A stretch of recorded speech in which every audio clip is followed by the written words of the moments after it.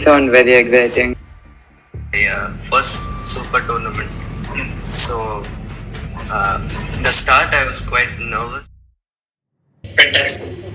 Cool. Amazing, guys. Say both are very special, but 2014 was the first time India got a medal in the Olympiad. I would have loved that child. IIT Kanpur would have won the tournament.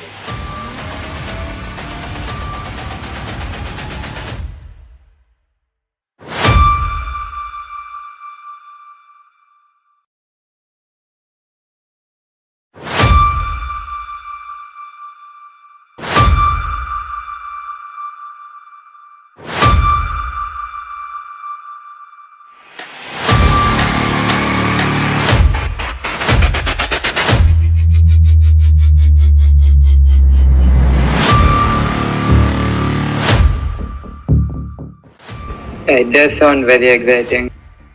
Yeah, first super tournament. So, the start I was quite nervous. Fantastic. Cool. Amazing, guys. Say both are very special, but 2014 was the first time India got a medal in the Olympiad. I would have loved that child. IIT Kanpur would have won the tournament.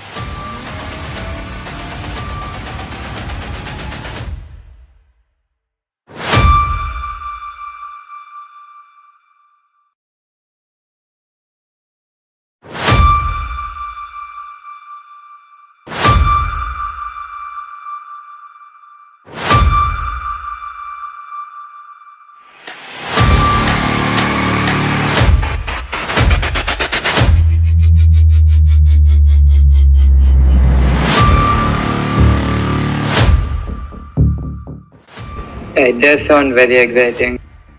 Yeah, first super tournament. So, the start I was quite nervous. Fantastic. Cool. Amazing, guys. Say both are very special, but 2014 was the first time India got a medal in the Olympiad. I would have loved that child. IIT Kanpur would have won the tournament.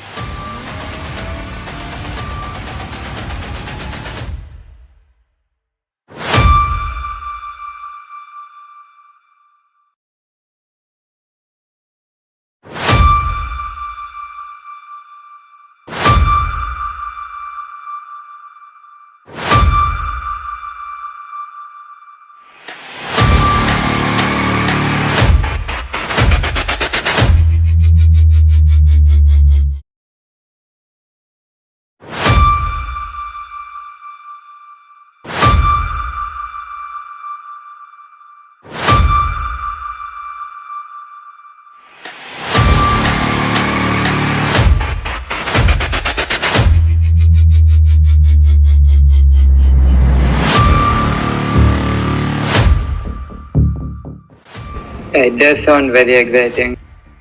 Yeah, first super tournament. So, the start I was quite nervous. Fantastic. Cool. Amazing, guys. Say both are very special, but 2014 was the first time India got a medal in the Olympiad. I would have loved that child. IIT Kanpur would have won the tournament.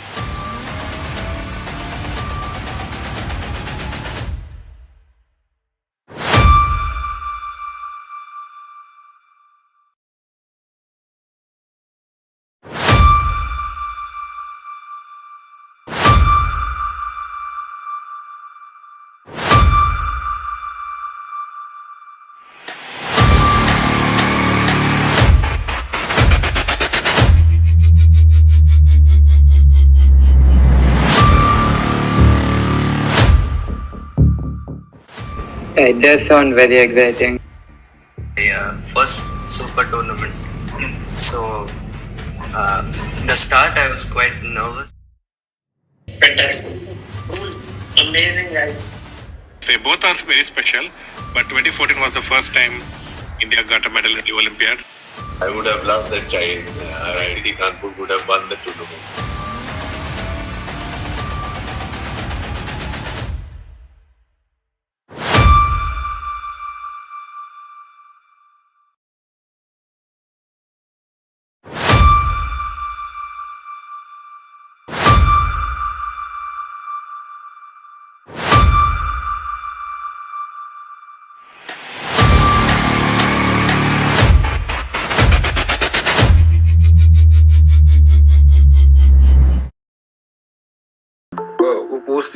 अपना Magnus के साथ football खेल रहा है तो उस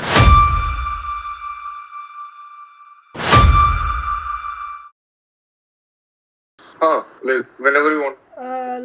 We are live, so I guess we can continue. All right.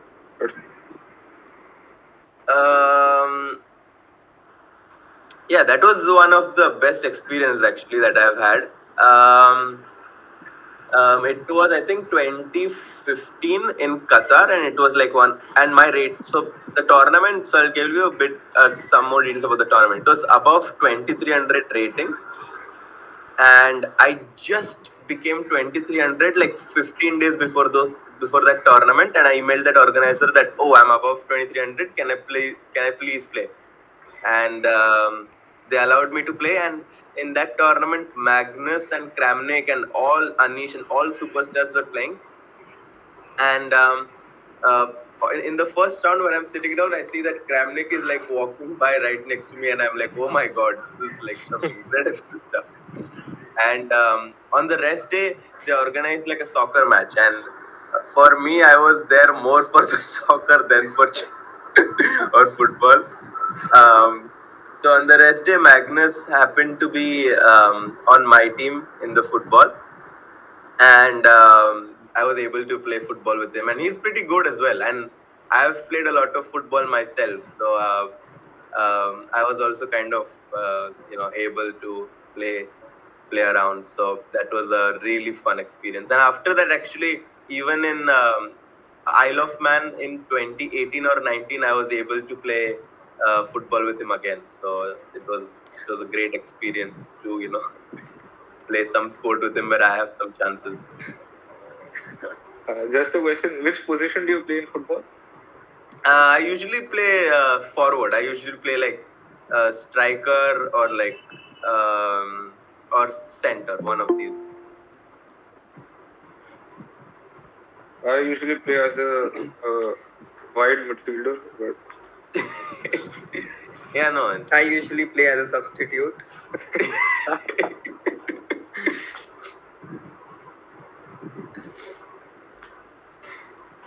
So you were talking about all the great players in that tournament. So I just wanted to ask, like, who do you look up to as your idol, or like who do you look up to in chess? When I first started playing chess, I was like I was a very aggressive player, and I probably still am. So I kind of like players who are like who kind of use dynamic play a lot.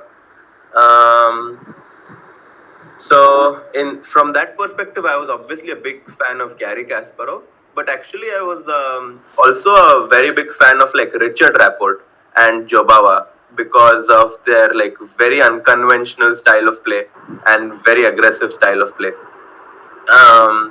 It's very hard to play like what Richard Rapport plays, like play first move knight c3 or like just all those funky stuff that he does, and still be able to have such a high rating because of how good players have become in defense nowadays.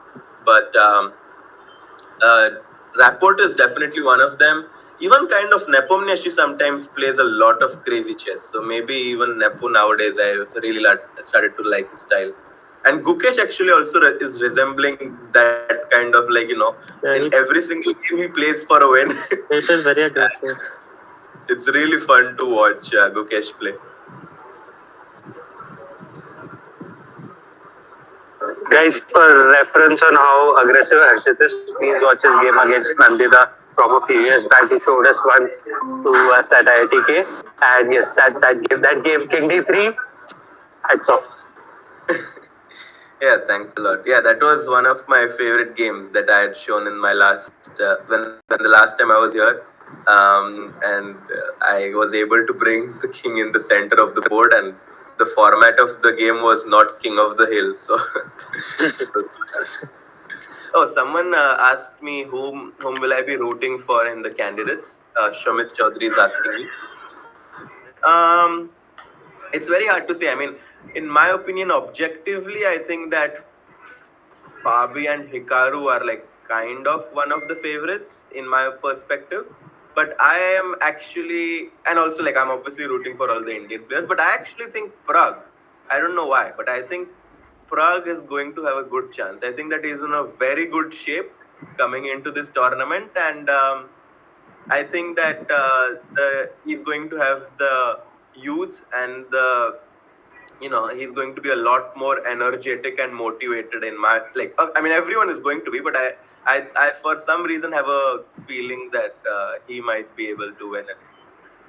Even Magnus released a tier list. Like he also kept Fabi and Hikaru at the top. If you saw that list, I didn't see the like the interview of his, but like Fabi kind of does makes like so much sense because he's played in the World Championship, he's already done all that before. Hikaru, the thing is like it's not that clear why people think he's a favorite, but he does a lot of online streaming and stuff, but whenever he plays classical tournaments, he always ends up winning it or something. So I think that because of his online monstrous play, everyone is scared of playing him in person or something. it is kind of surprising because whenever he makes a comeback, he always performs well. Even in the last candidates, he was like among the top players, but he finished fourth at the end.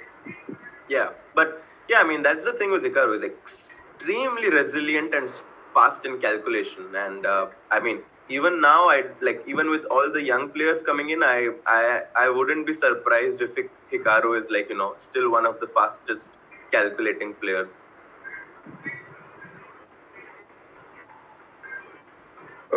Maybe online streaming helps with that because Hikaru once said in an interview that some people play one game or one game in 2 days or one game in 1 day, but because he plays so many games online, it helps him practice his tactics and everything.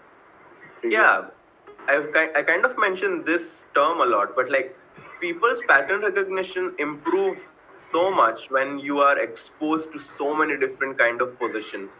And he plays I mean, I'm sure on some days he's played hundreds of games, if not more, on his stream live. So just imagine how many tactics and how many strategic moves will be will be exposing himself to. And even Nihal actually I think is one of the players who does this a lot, drifting apart from the candidates team, but Nihal and many of these young players nowadays, they are playing so much of online chess, and people used to think that it was a conventional thought process that playing too much online is not the best. Some people still think that, but in my opinion, if you do it correctly, if you play a lot of games but are if you keep analyzing them or kind of have in your back of the mind what went wrong or what could you improve on, I think that your pattern recognition is going to improve tremendously.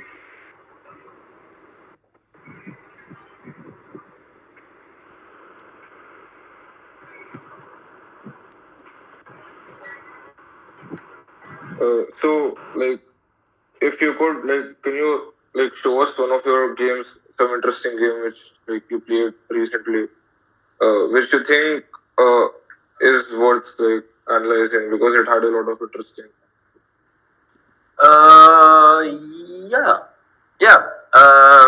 I can actually. Let me just quickly pull it up.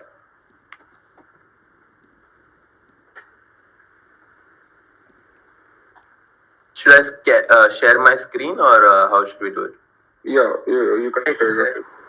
Okay, just give me 1 second. And in the meantime, if someone has any question, I can answer that while I just bring that up. What's your major in college? So I'm doing finance and economics. I'm doing a dual major. I think that I took finance because I was kind of numbers, and economics because I kind of thought that it kind of goes well with the logical thinking that chess players have. So do you believe that chess players in general have higher logical reasoning or a higher IQ? I definitely think so. Chess players are definitely able to solve problems a little bit faster than most of the people because of the problems they have to basically solve on the board on every single move. And because of that, I do think that like they're able to navigate between various options faster than the people who are not used to doing it. So I have a game that I have. I will just quickly share my screen.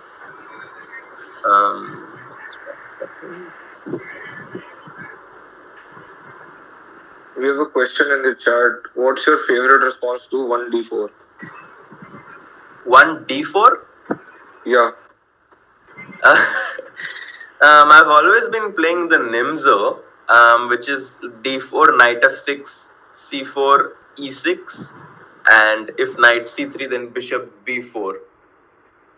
That's one of my favorite ways to respond. And I actually even had one of my favorite games that I played, and I've even posted it on my YouTube channel, which is not that active. But in one of the 2 videos that I've posted, I've made a video about a game where my opponent played 1d4. All right, so I am going to share my screen now.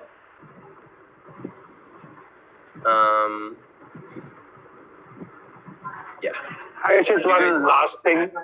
But I mean, before we start, you had committed in the Olympiad that you would do, I guess, 69 push-ups if India won against USA. Yeah. So, and we did it. Can we have another commitment here? If any Indian wins the candidates, what is the target this time? Not push-ups, but maybe something else. Yeah, sure. I mean, if someone from India wins the candidates, I can accept to some reasonable form of commitment. So, I mean, I guess people in the chat or someone can present some challenges, and then at the end of the session or something, we can decide on whoever. Sure. Works. Okay, so I'm going to present a game today, which was actually played in a collegiate chess league that we have. We play this every weekend, and I was playing against a Greek grandmaster. We were playing against the University of Athens from Greece, and I am white in this game. All right, so let's start. I go e4, which is my preferred choice of move. He goes c5, so this is known as the Sicilian. Knight f3, e6. You guys came third, right, in the CCM? Yes, we were playing the semi-finals. We were doing really well, but St. Louis actually went on to win the title, and we guys got third. Still a pretty good result, but obviously it would have been even better if we won. But still, congrats to SLU because they played really, really well.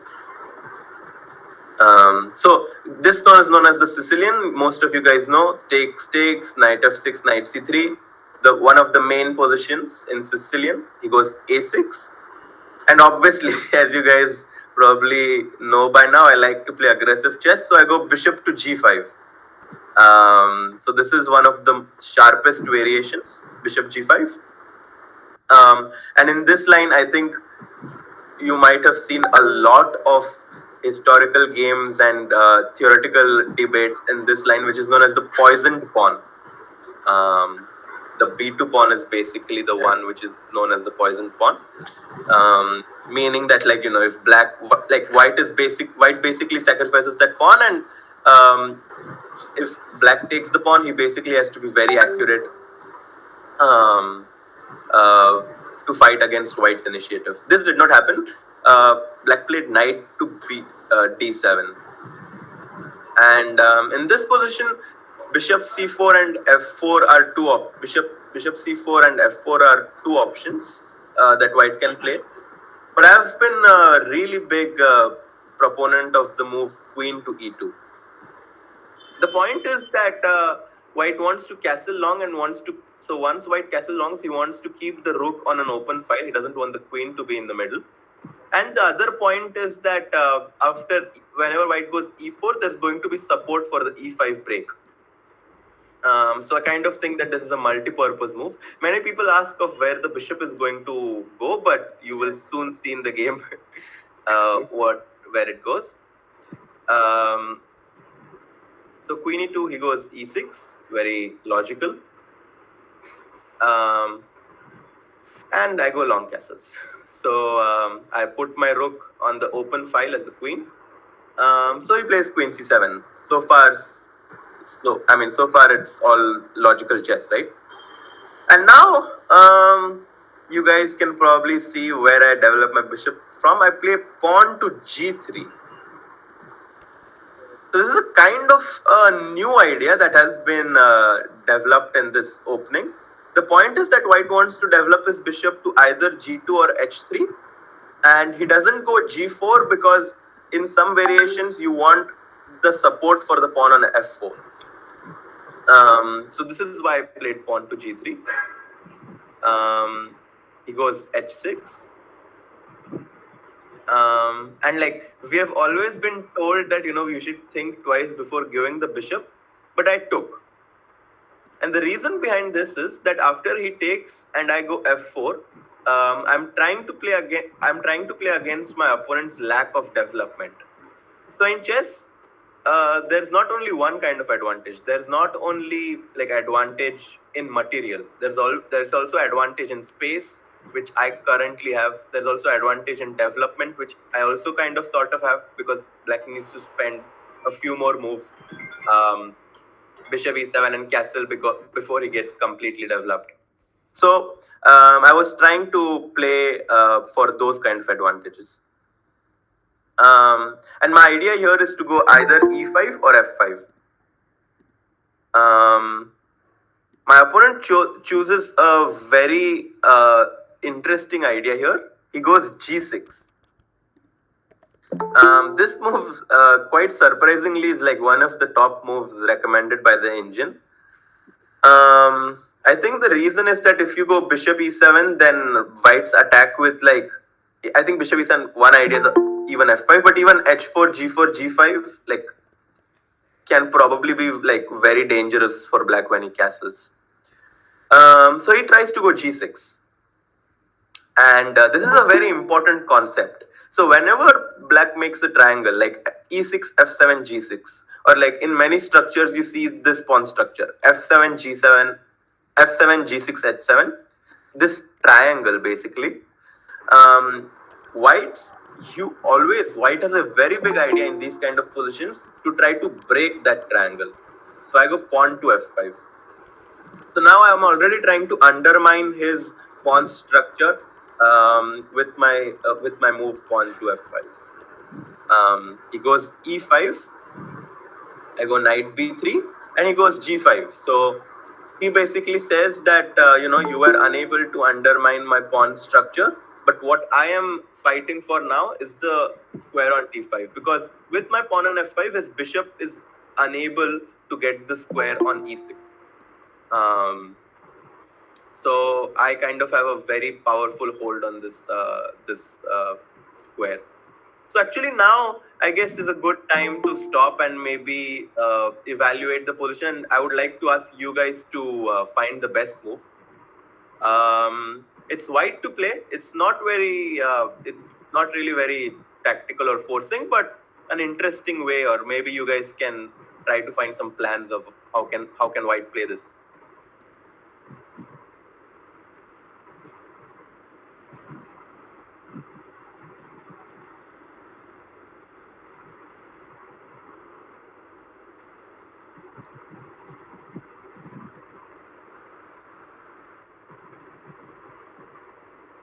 So I get one suggestion of h4. H4 is a very, very interesting move. Yeah, I did consider h4. I think what black would do is probably play rook to g8. And his point will be that if you ever take, he will take with the rook. And now the pawn on g3 would kind of be weak. And the rook is still not an open file. So I think that even though black's king is still in the center, I think that white's not going to be able to attack his king in the near future. So black is going to be able to do this. But still an interesting move. One more suggestion, and then I'll try to explain what I did. Rook to d5? Rook to d5. All right. And I think also got another one which was knight to d2. Okay, so I'll try to explain both of these. Rook to d5 is very interesting. The only thing is that I don't. I mean, first of all, taking looks really dangerous, so I don't want to take. But I don't know if black has to take. He will probably just play bishop to d7, and then he will play bishop to c6, and then the rook on d5 looks very good, but I'm not sure what he does. And usually you want to put a piece like a knight or bishop on d5. And another suggestion was knight to d2, which is very interesting. You want to go knight c4, knight e3, but I think knight d2, the problem will be that black will probably play b5 and you won't have the square of knight c4. So I'll show you what I played in the game. A kind of not so logical move, but I played queen to c4. So my point now is that I want to basically put my bishop on c4 and then put the knight on d5, and then perhaps eventually put my bishop on d5. And then my bishop will be a total monster because his bishop on f8 is not really doing a lot because he's blocked by his own pawns on g5 and e5. So black kind of has to take because going back it just gives me too much time to his pieces are too passive. I might go knight d5 maybe, perhaps I might go knight a5. A lot of options. So he takes, I take, and now you already see that I kind of have a grip on the position. He goes bishop d7. I go knight to a5. Trying to attack this pawn. If he goes b5, I can perhaps even consider going bishop to d5. Let's say like this. And if he takes. Now knight to c7 is a big threat. Knight f6 is a threat. This knight can jump in. So the knights are kind of doing a very dangerous job. And the knight is on the rim in this case, but and they say that the knight on the rim is dim, but in this case the knight on a5 is actually doing a lot. So knight a5, he goes rook to c8. Yeah, and now his idea is that knight b7 obviously doesn't work because my bishop on c4 is hanging. And in some variations, he would even like to sacrifice on c3 and take on e4. Very typical idea. And also he will get the f5 pawn. So in this position, I played a very interesting move.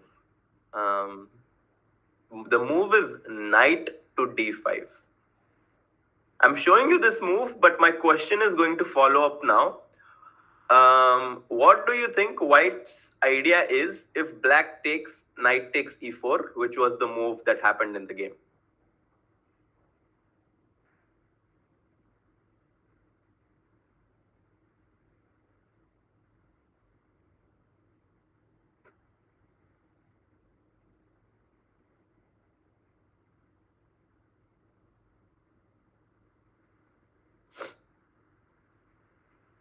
So obviously, White is down a pawn, but he has a very big lead in development, and he kind of has knight b6. A lot of people are saying knight b6. Knight b6 is very tempting.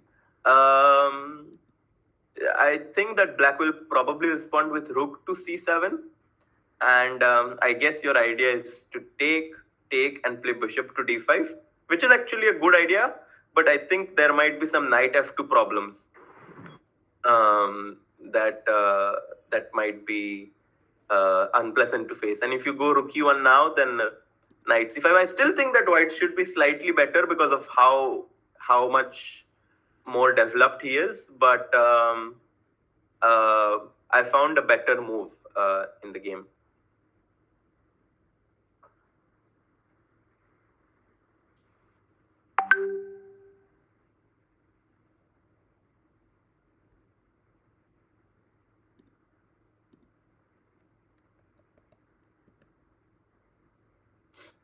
Any other suggestions by anyone?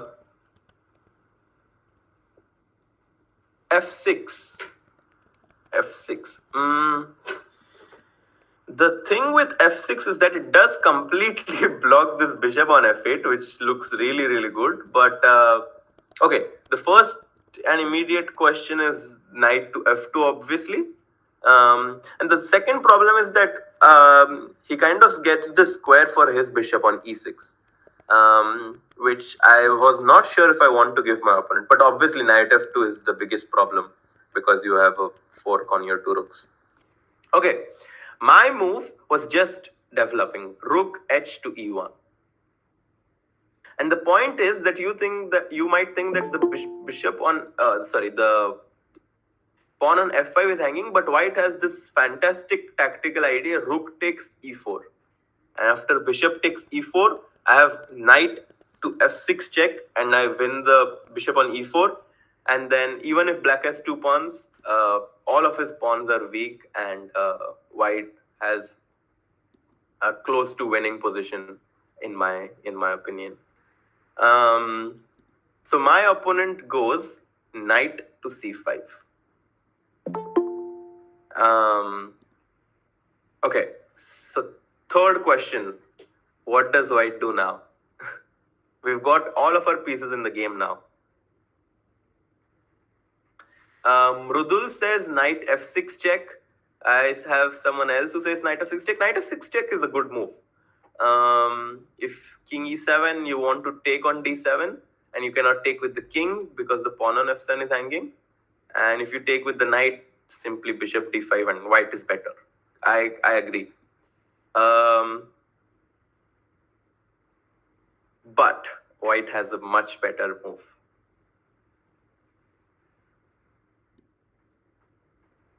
Anirudh, knight b6 would run into the same idea, rook to c7, and you don't really want to trade this knight to this bishop because the knight on d5 is much more superior than this bishop.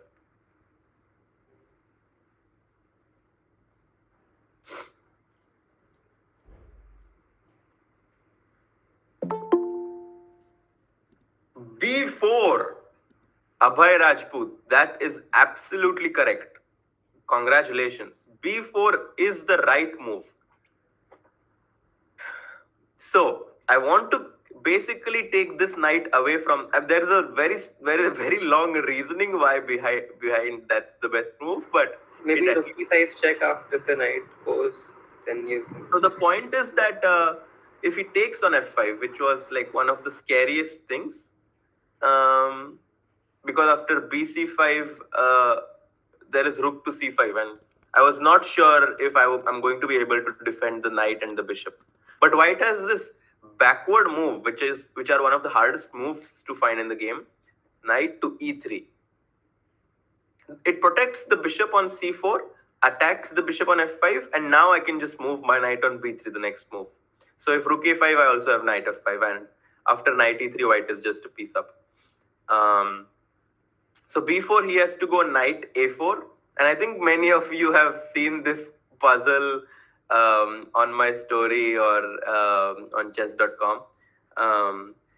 But for the ones who don't know, just I guess take a minute and try to find it out, and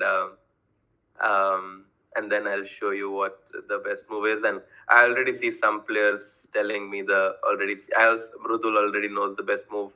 Anirudh and Tejas. Yep, guys. The move in this position, which was probably the best move I've made at least in the year 2024 so far, is rook takes e5 check. Basically comes out of nowhere, but obviously he cannot go to d8 because knight to b7 is check and mate. So he has to take. That's a no-brainer. And now the point is that I sacrifice my rook just to open up my other rook. So basically a very rare idea that you sacrifice a rook just to open up another rook. But now I have knight to f6 check. King to d8 obviously runs into rook to d7 checkmate. So he has to go to e7. and I played rook to d7 check, king to f6 only move, and rook to f7 is a check and mate. So yeah, this was one of my favorite games from Collegiate Chess League this year, and it kind of basically shows that how logical chess can sometimes lead to such beautiful ideas. Like if you look at the game, White did nothing special, just developed his pieces, but some small ideas obviously. And in my opinion, just this move, queen to c4, was the key move that gave me the control of the game. And just in 20, how much was it? 23 moves, I was able to win against a very strong player. So I think that was definitely one of my best games so far.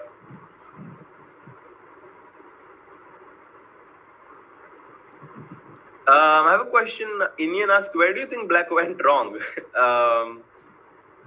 That's a very good question and a very hard question.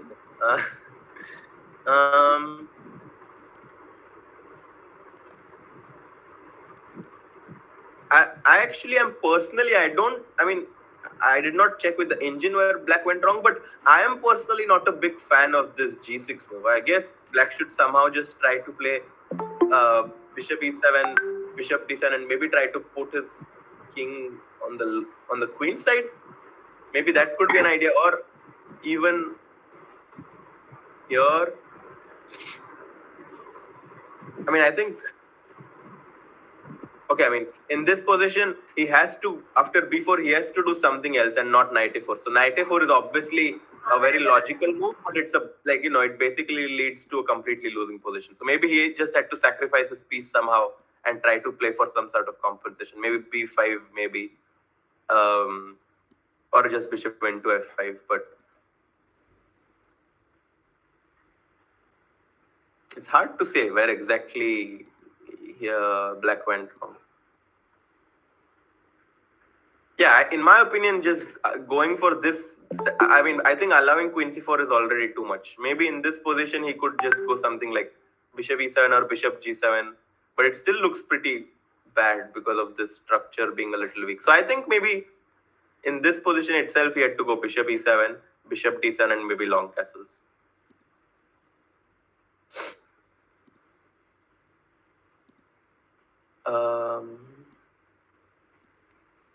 Yeah. Should I? Abhay has asked a question. How do we convert the winning positions when opponent has counterplay, but even though we are materially up? I usually ended up messing such situations and lose even though I'm winning against 200, 300. How do we control the number? Obviously there are a few things to remember when you are completely winning. That whenever you're winning, your opponent is going to try the hardest. So you have to make sure that you don't get comfortable whenever you get a winning position. That's the first thing. Chess-wise, you kind of always have to ask yourself, what does my opponent want? And whenever you understand the question, whenever you understand the answer to that question, it usually makes your life easier, because then you can kind of play to prevent his resources, and you can then also try to accordingly improve your own position. So I think it's a very important question whenever you're winning, to understand what kind of tricks does my opponent want, or like what is his goal. And once you understand that, it's going to become much easier to convert the position. So my question is, how do you balance that? For example, if you have an idea and you want to play a certain move to set up that idea, but you also see if the opponent is a good idea and you want to prevent that. So how do you choose between the two? So whenever you have like a few options in a certain position, there are two ways to go about it. One is to go to the absolute end to calculate that variation and evaluate, and then go to the other. But in my opinion, what's the best is that you skim through the first candidate move that you have, and then you skim through and then you see if you like it or not. And then if you like it, then you can continue chasing it, because if you see one very good thing that you really like, then most of the times you don't even need to go to the other variation because you really like this move. And in chess, time is also very important. But if you don't like it, then you can shift to the other move, and it's very important to do the evaluation part after the end of every variation we calculate. Because I see a lot of lower rated players, they can calculate very well, but after their calculation is over, they are not evaluating the position. So you need to evaluate after the end of every variation where you stand.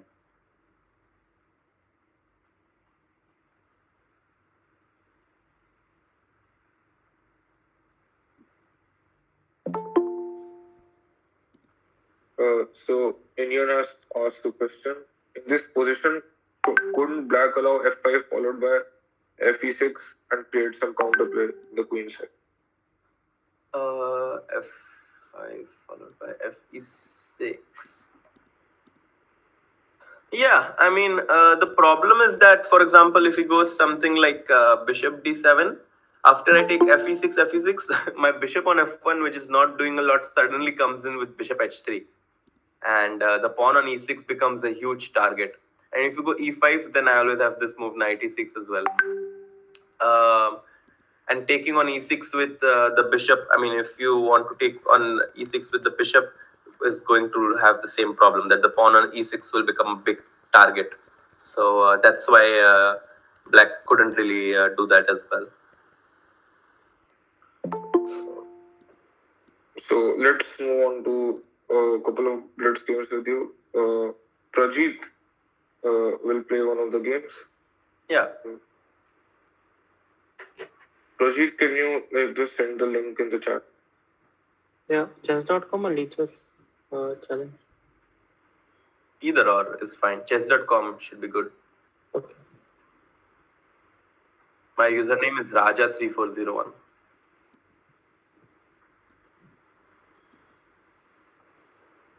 Just 1 minute. I'll create a challenge link. 3+2 and 100.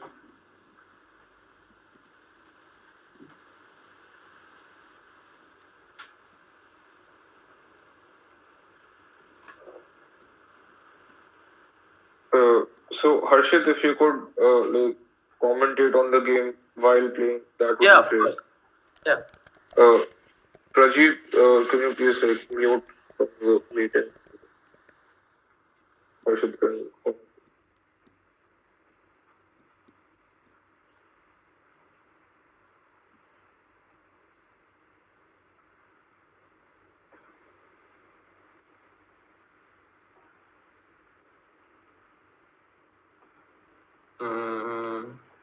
I'm unable to start the Just game. 1 minute. I think somebody else is playing. I'll just.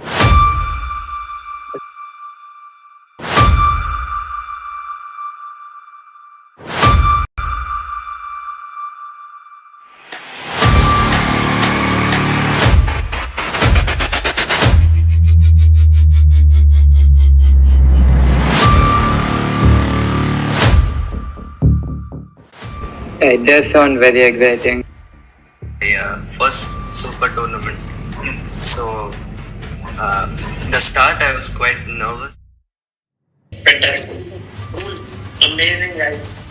Say both are very special, but 2014 was the first time India got a medal in the Olympiad.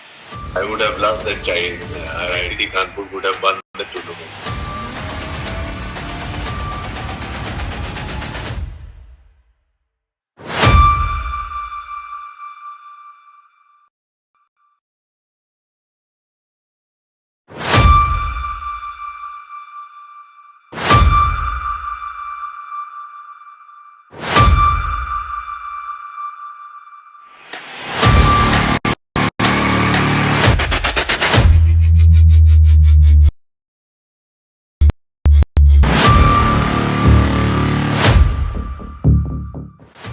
It does sound very exciting.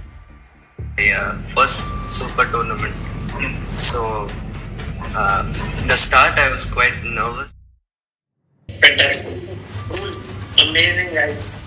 Say both are very special, but 2014 was the first time India got a medal in the Olympiad. I would have loved that child. IIT Kanpur would have won the tournament.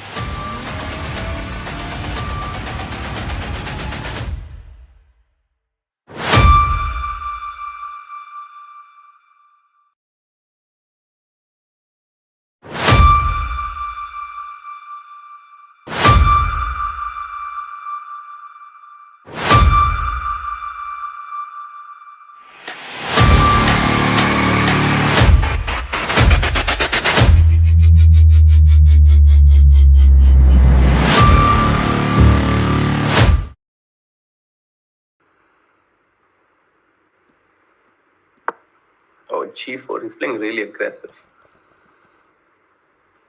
Very aggressive.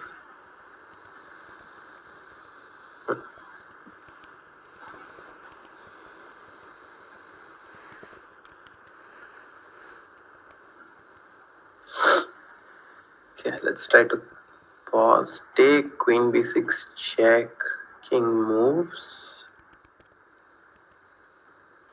Queen d4. Queen e2. He wants rook d3, so we can go rook b4. Let's try that. I don't know. I don't know if it's good, but let's go for it. e6, king g2, queen d4, queen e2, rook b4.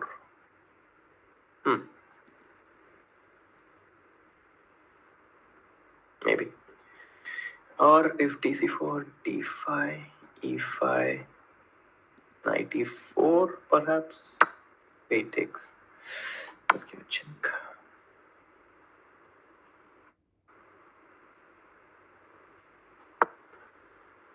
Queen d4. It's a little scary actually because my queen is almost trapped. So I'm playing with fire.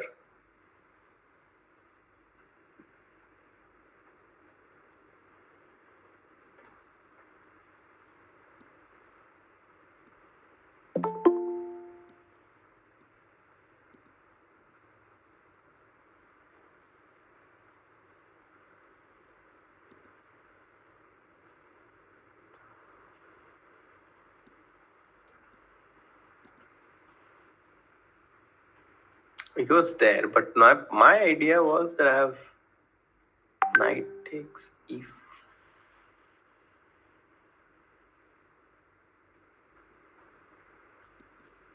I thought I have knight e4.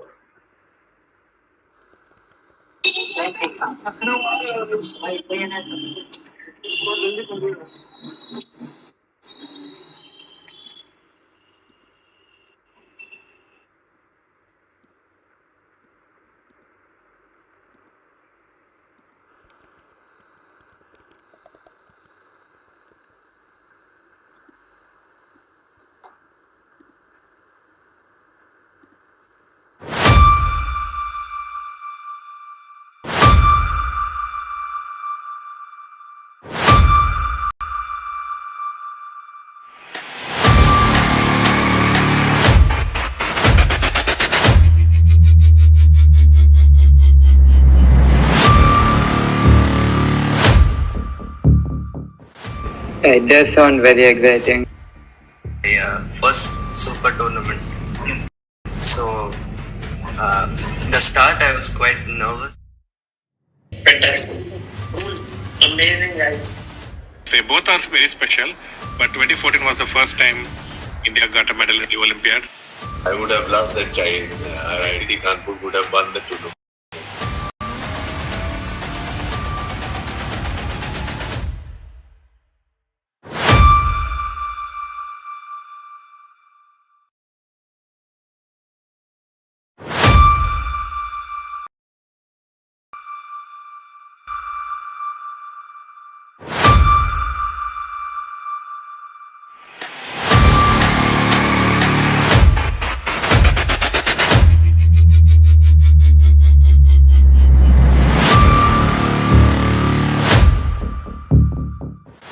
It does sound very exciting.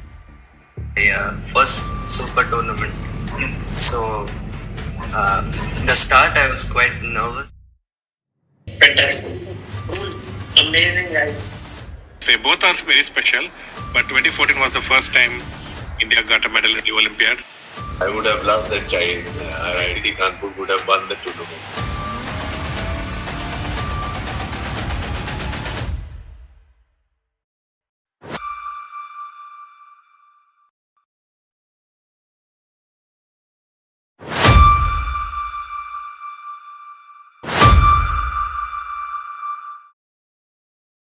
To play against his king with my 2 rooks. So bishop d4 actually is a good idea in my opinion, to try to get rid of this bishop and attack some of his troops. e6, can I go e6? It's a little scary to go e6, but I think it's fine. The question is if I can go bishop d4, not sure. Let's play bishop f6 for now. Here's g5.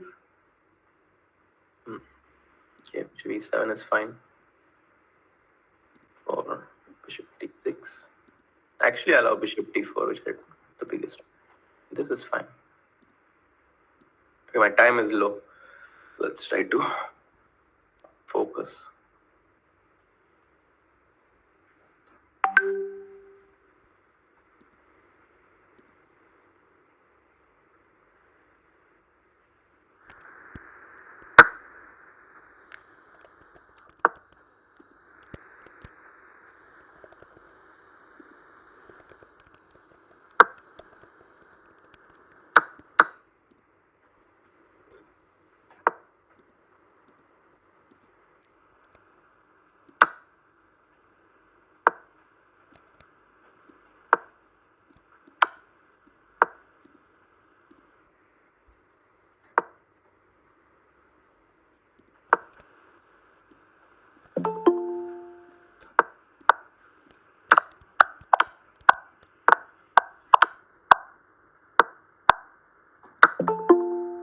Crazy.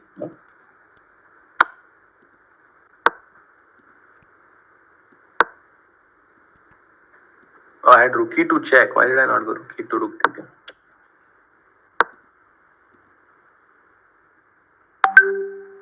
Yeah. And rook e2.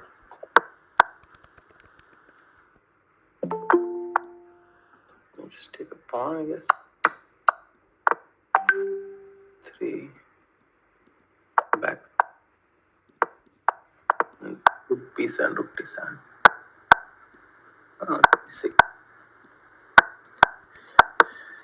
Okay. Yeah. Very hard to. It was kind of hard to get this, but finally managed to use my 2 rooks. Let's just play h5, create this wall. Check.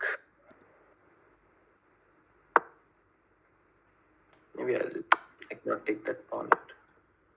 Let me just first make sure his king doesn't come too close. Okay, now rook f5.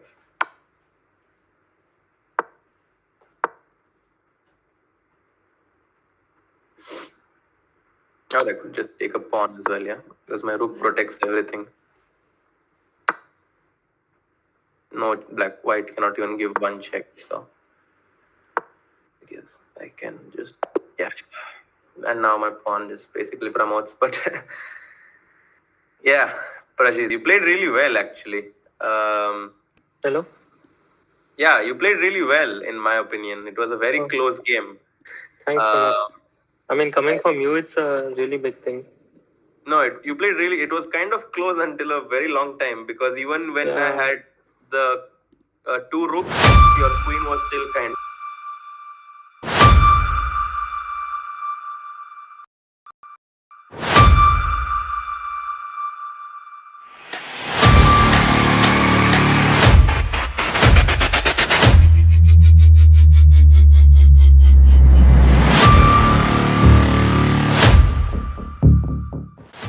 It does sound very exciting. Yeah, first super tournament. So the start I was quite nervous. Fantastic. Cool. Amazing, guys. Say both are very special, but 2014 was the first time India got a medal in the Olympiad. I would have loved that child. IIT Kanpur would have won the tournament.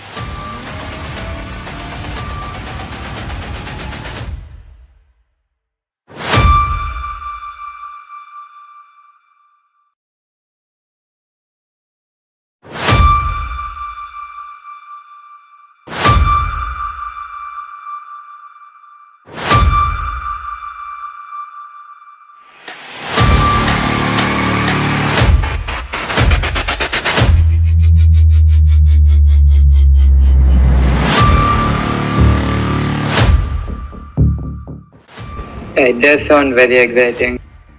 Yeah, first super tournament. So the start I was quite nervous. Fantastic. Cool. Amazing, guys. Say both are very special, but 2014 was the first time India got a medal in the Olympiad. I would have loved that child. IIT Kanpur would have won the tournament.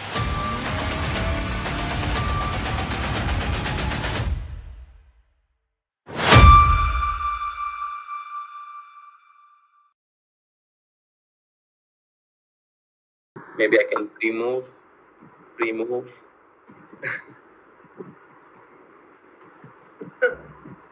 Like Hikaru done, yeah. Wow, I told you it wouldn't be close. What happened there, Tejas? Yeah, it was a fun game.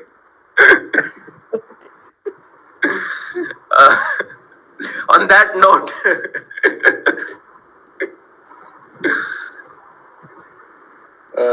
Yeah, that is why I'm only I think 1500. no, I think that after removing, usually in, I mean, it's usually a.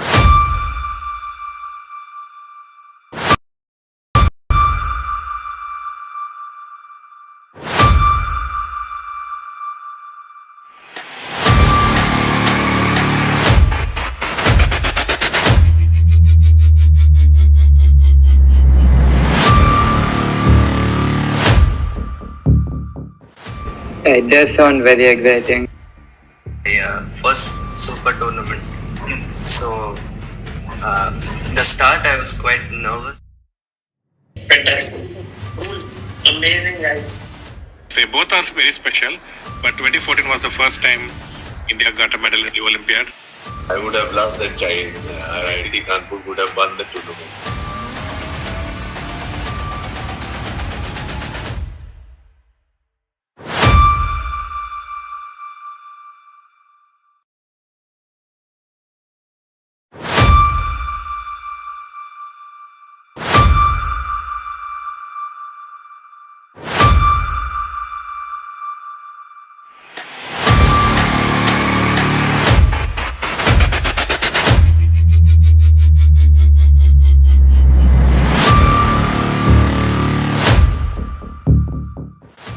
It does sound very exciting.